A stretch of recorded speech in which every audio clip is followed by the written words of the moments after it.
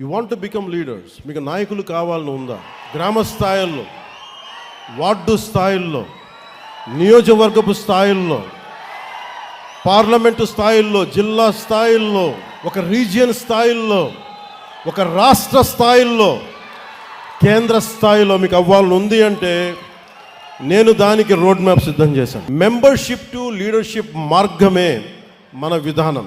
నాయకత్వం అనేది పదవి కాదు, అది సేవతోటి పోరాటాలతోటి సంపాదించే గౌరవం. అది బాధ్యతతో కూడుకున్నది.